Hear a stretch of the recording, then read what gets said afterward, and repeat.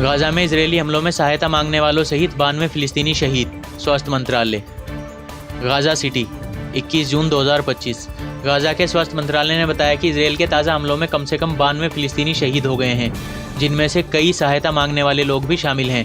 ये हमले गाज़ा पट्टी में उस समय हुए जब भुखमरी के शिकार लोग भोजन और अन्य आवश्यक सामग्री प्राप्त करने के लिए सहायता केंद्रों की ओर जा रहे थे। ये घटना गाज़ा में चल रहे मानवीय संकट को और गंभीर करती है, जहां इसराइल की नाकेबंदी के कारण भोजन, पानी और चिकित्सा सुविधाओं को भारी कमी है। गाज़ा स्वास्थ्य मंत्रालय के अनुसार गुरुवार सुबह से शुरू हुए हमलों में 64 लोग गाज़ा सिटी और उत्तरी क्षेत्रों में शहीद हुए, जबकि 16 लोग नेटजारिम कॉरिडोर के पास सहायता की प्रतीक्षा कर रहे थे। इस कॉरिडोर ने गाज़ा को उत्तर और दक्षिण में विभाजित किया है। इसके अलावा 13 लोग उस समय शहीद हुए जब वे बिजली के उपकरण चार्ज कर रहे थे। हमलों में 221 लोग घायल हुए, जिनमें से कई को गंभीर चोटें आई हैं। स्वास्थ्य मंत्रालय ने बताया कि पिछले 24 घंटों में 69 शव और 221 घायल लोग अस्पतालों में भर्ती किए गए हैं। अल जजीरा की रिपोर्ट के अनुसार सहायता केंद्रों पर हमले अब रोजमर्रा की घटना बन गए हैं। नेटजारिम कॉरिडोर के पास लोग हर दिन अमेरिका और इसराइल समर्थित गाज़ा ह्यूमैनिटेरियन फाउंडेशन GHF से सहायता पैकेज लेने के लिए इकट्ठा होते हैं, जिसे संयुक्त राष्ट्र ने सहायता के हथियारीकरण के लिए आलोचना की है। गाज़ा के सिविल डिफेंस प्रवक्ता महमूद बासल ने बताया कि इजरायली टैंक और ड्रोनों ने राफा में अल अलम राउंडअबाउट के पास भीड़ पर गोलीबारी की, जहां हज़ारों लोग सहायता के लिए इकट्ठा हुए थे। मार्च 2025 से इसराइल द्वारा लगाई गई पूर्ण नाकेबंदी के बाद गाज़ा में भुखमरी का खतरा मंडरा रहा है।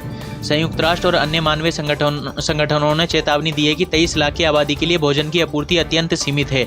गाज़ा ह्यूमैनिटेरियन फाउंडेशन GHF ने मई 2025 के अंत से सहायता वितरण शुरू किया, लेकिन इस प्रणाली की आलोचना हो रही है क्योंकि ये संयुक्त राष्ट्र की पहले की व्यवस्था की तुलना में कम प्रभावी है।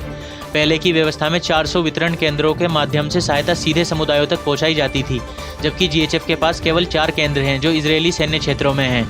राफा में सहायता केंद्रों के पास हाल के हफ्तों में दर्जनों लोग शहीद हुए हैं। मंगलवार को हुए हमले में 27 लोग शहीद हुए और 90 घायल हुए, जो अल अलम राउंडअबाउट के पास सहायता की प्रतीक्षा कर रहे थे। रविवार को इसी तरह की एक घटना में 31 लोग शहीद हुए और 170 से ज़्यादा घायल हुए। विटनेसेस ने बताया कि इजरायली सैनिकों ने भीड़ पर गोलीबारी की, जिसमें कई लोग सिर और छाती में गोली लगने से शहीद हुए।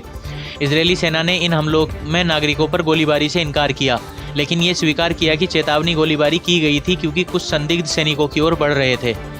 संयुक्त राष्ट्र के महासचिव एंटोनियो गुटेरेस ने सहायता मांगने वालों पर हमलों की निंदा करते हुए स्वतंत्र जांच की मांग की। यूनिसेफ के प्रवक्ता जेम्स एल्डर ने कहा कि गाज़ा में बच्चे भुखमरी और प्यास से मर रहे हैं क्योंकि जल प्रणालियां ध्वस्त हो चुकी हैं। तुर्की के राष्ट्रपति रजब तैयब एर्दोगान ने इसराइल के हमलों को नरसंहार करार देते हुए तत्काल युद्ध विराम की मांग की। ब्रिटेन के विदेश मंत्री हैमिश फोल्कनर ने भी सहायता केंद्रों पर हमलों की निंदा की और कहा कि इसराइल को संयुक्त राष्ट्र को सहायता वितरण की अनुमति देनी चाहिए। गाज़ा स्वास्थ्य मंत्रालय के अनुसार 7 अक्टूबर 2023 से शुरू हुए युद्ध में अब तक 55,706 लोग शहीद हुए हैं और 1,30,101 लोग घायल हैं। इनमें 80% नागरिक शामिल हैं, जिनमें ज़्यादातर महिलाएं और बच्चे हैं। विश्व स्वास्थ्य संगठन ने गाज़ा स्वास्थ्य मंत्रालय के आंकड़ों को विश्वसनीय माना है। गाज़ा में अस्पतालों में ईंधन की कमी के कारण चिकित्सा सेवाएं ठप होने की कगार पर हैं और केवल 3 दिनों का ईंधन बचा है।